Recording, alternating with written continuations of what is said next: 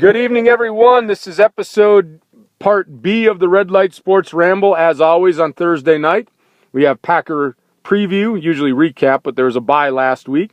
So tonight was the preview of the Packers-Lions. This is episode B, which is Twitter talk. And, you guys are supposed to send the topics in. So one week, I'm sure you guys will listen to us after we tweet it out. I know Evan tweeted, I tweeted, so don't be shy. Send us the topics. But tonight's topic, and I like this, Evan, we're going to talk about week 4. We're a quarter of the way done through the season. We've got some teams that are very surprising, and then we got some teams that are just downright disappointing to us. So I'm going to turn it over to you. Who's your first big surprise this early in the season? Well, my big surprise so far this season, I'm going to have to go with the New Orleans Saints. I expected their offense to be good, so that's not surprising. But the way the defense has been playing, they didn't do anything to upgrade the defense during the offseason. They completely changed to a 3-4. The personnel did not match a 3-4. Their best defensive player was lost for the year in preseason, and yet their defense is still playing very good. They did really well against Matt Ryan, who's one of the better quarterbacks in the league, for instance.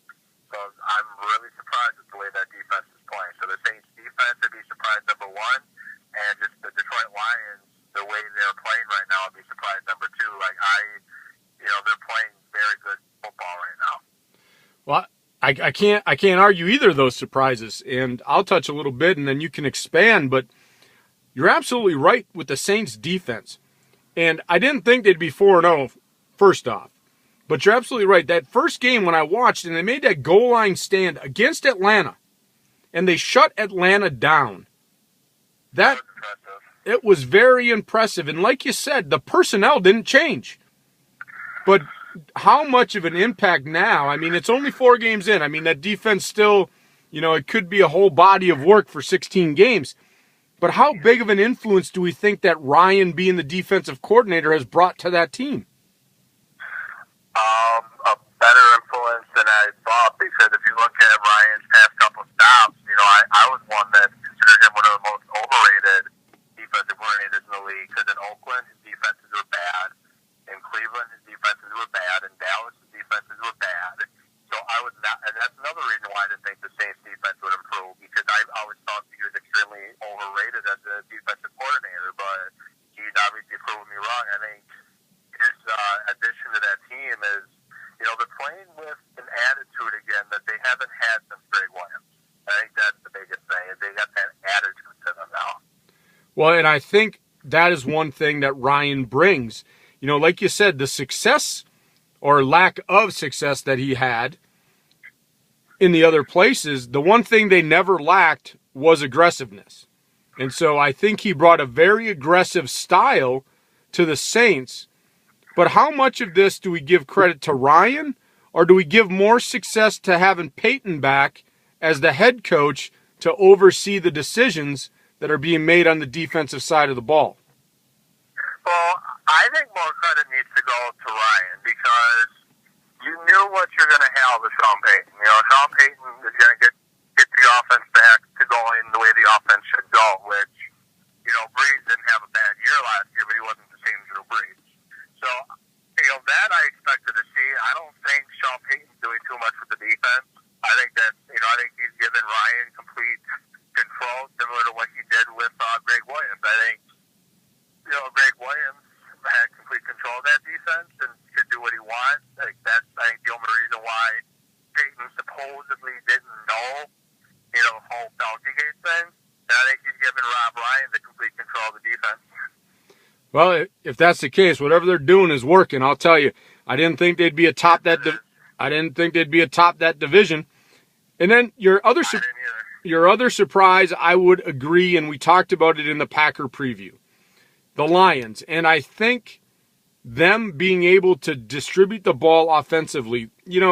Calvin Johnson is still a great receiver, but if it keeps up at this pace, he may not even be in the Pro Bowl because of statistics. But he still is a threat. Teams have to game plan for him. And you and I talked about this. that will be darn scary if Johnson starts putting up numbers like he used to, and Bush continues. I mean, it's that team is like night and day. So where do we think this is coming from? Because in my preseason ramble, I didn't think the Lions were going to win 4 or 5 games. They're sitting at 3-1. I thought Schwartz was going to be on the way out. The way that he's coaching and the way that team is playing, they have a legitimate shot to win this division. I think last year they kind of, to the year before they made the playoffs for the first time in many years. So I think last year they kind of, grew satisfied with that. Hey, we made the playoffs last year. We're going to just, strut on in and make the playoffs this year. But I think this year they're playing with that hunger that they had 2 years ago when they made the playoffs. And that's what scares me about Detroit, is they're hungry. They're hungry. They want to go get it. And I think Detroit's going to be in it to the very end. I think it's going to be a 3-team race for that division. It's going to be Packers, Lions, and the Bears. I don't see the Bears or Lions going anywhere. So the Packers are really going to have to bring their A game every week if they want to win that division. Yeah, I don't think we can go 3-3 in the division and win it. I think we're going to have to. We're going to have to be at least 5-1 in the division to win the division, because our non-division schedule is tough. And so that game this weekend. I mean, it's very important, because if we lose, we're 1-3, and the Lions 0-1 in the division. Lions would be then 4-1. So and 2-0, 3-0 in the division. 3-0 in the division. They've already had to beat the Bears, and they would have beat us. Yeah, and that would be a clean sweep in the first half of their division run, and that would be tough to overcome if here in Packerland. So I'll tell you, this game is very important. The other surprise that I have, and it's probably not going to get a lot of attention, Evan, but it's the Buffalo Bills. I mean, they're 2-2 with Manuel at quarterback in a division. To be honest, yeah, the Dolphins are doing well, and the Patriots are the Patriots, but the Bills have been competitive this year, and I didn't think they were going to be competitive. What's your take on the Bills? I think there's a lot of times when you have a new coach come in, especially a team that hasn't been successful for so long, when you get that new coach in, you always have that sudden burst of improvement. You saw it when Sean Payton first went to the Saints. You got that sudden burst of improvement. I think that's kind of what you're seeing with Buffalo. Is you look at who they, I can't even remember who their coach was off the top of my head, but you go from who their coach was, who had lost the team, to now they have a coach that's a new voice, new vision. So I think that had a lot to do with it. And E.J. Manuel as well is, he's good. He's very good. I'll tell you, he's. People were saying they reached to get him in the first round. Now I've watched him play, and I don't think it's that much of a reach. I think this guy's the real deal. Yeah. And I personally thought they reached in the first round to get him, but now I'm being proven wrong. Yeah, I mean, I'll be the first to admit, I didn't think they should have taken him there. I thought that was too high for him. But he's everything that's been advertised. The other thing that surprises me, we knew they had the running game, the running backs, but that wide receiving core is so young. They have Stevie Johnson, but everybody else is either a rookie or a one-year player, and they're really holding their own. And the defense is they're not great, but they're playing average right now, which is keeping them in the games. Yeah, the offense isn't turning the ball over, and the defense, as you said, is keeping them in games. So they're doing all the right things right now, and I think I'm not going to say they're going to be in the race to the end, but they're going to, I'd say, probably finish by 7-9. Yeah, I think they're going to surprise a few teams that we don't think they're going to beat.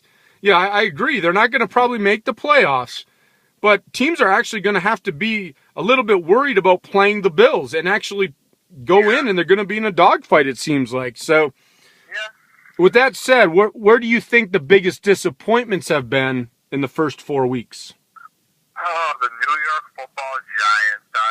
I didn't expect them to really compete for the division, but I also didn't expect a Tom Coughlin coach team to be this bad. Eli Manning has been horrible.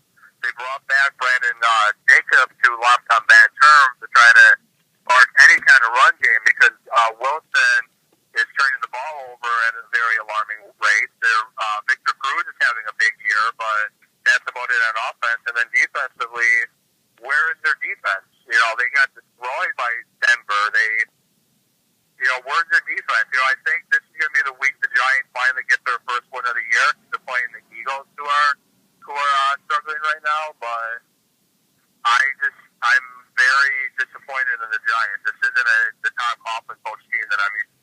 I'll tell you, that defense sucks. I'll be flat out. I'll say it right now. They suck.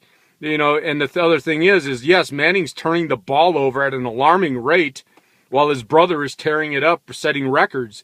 And not that I'm comparing the two, but this is not Eli Manning as we know him. You know, so I'm not sure what is really going on there, but I see a lot of lack of discipline on that team this year. I mean, 0-4. Which is very quite shocking with a Tom Coughlin-led team. Yeah, it makes me, you know, people talk about Schiano losing control of his team in Tampa. It's pretty close to, I think, Tom Coughlin may have lost control in New York, because I can see one game, maybe a second game with multiple turnovers, but this is now 4 weeks in a row and not playing good at all, not even close. And you mentioned Cruz having a big year, but stat-wise, yeah, I have him on my fantasy team, and he's got great numbers. He's the only one. But you got to think about this, Evan. They have to throw the ball because they're behind by so much. Yeah. So and they can't run the ball because the running back turns it over. Exactly. And so, yeah, I mean, they're going to say he's got big numbers, but yeah, he's also getting numbers when they're down 21 points. That is true. You know, so, you know, with that said, you know, we got probably time for one more disappointment. I mentioned this, and it's not so much the record at 0-4. But like I told you, I just moved back to Pittsburgh, so I get to hear all the naysayers now. But the Pittsburgh Steelers, they are just disappointing me to the fact that they're just terrible. Like, I don't even think they got a chance because that defense has just underperformed and is just playing terrible football. Yeah, they are. They have that. They have no pass rush whatsoever. I remember watching the highlights from the Bengals game that they lost, and then watching the Bear game a little bit. And the quarterbacks have all day to throw. You know, Pittsburgh. They've always struggled stopping the pass, but they've had such the explosive pass rush that the corners didn't have to worry about having to cover for very long. But the quarterbacks have all day to throw the football, and that's shocking to me, especially a Dick LeBeau-led Pittsburgh defense. Yeah, and if you want to hear something ridiculous, and I had told you this before, I was in Pittsburgh. I went back to Indianapolis after they got killed by the Bears, literally killed by the Bears. Everybody was calling for Todd Haley's head as offensive coordinator, and I just laughed in the car. I literally laughed out loud. The offense, Big Ben is actually putting up numbers because they have to. What I see as the problem, and you can agree or disagree, we're running about 13 and a half minutes, so a quick one here. But agree or disagree with me, that defense just can't get anybody off the field. No, the defense can't get anyone off the field, and the one area on offense that they continue to struggle in is protecting the quarterback. Roethlisberger is getting hit a lot. But yeah, like the defense can't get anyone off the field. Yeah, and they just signed Levi Brown to try and help that offensive line. Yeah, I know. I mean, that's pretty bad when you got to go sign Levi Brown.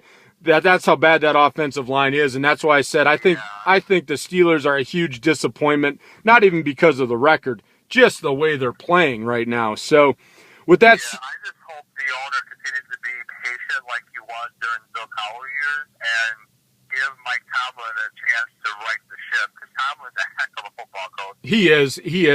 He is wrongly getting accused of a lot of stuff this year on the talk shows. And we might get into that later on in the year. I know the Steelers play the Packers later in the year, but with that said, yeah, that'll be a good one. I'm going to try to get to that one too. I'm going to try to get back home for that. With that said, Evan, I got about 10 seconds to wrap this up. As always, I appreciate you on Thursday night. Love chatting with you. We'll see you guys next Thursday. Red Light Sports Ramble. Enjoy the evening, everyone. Talk to you soon.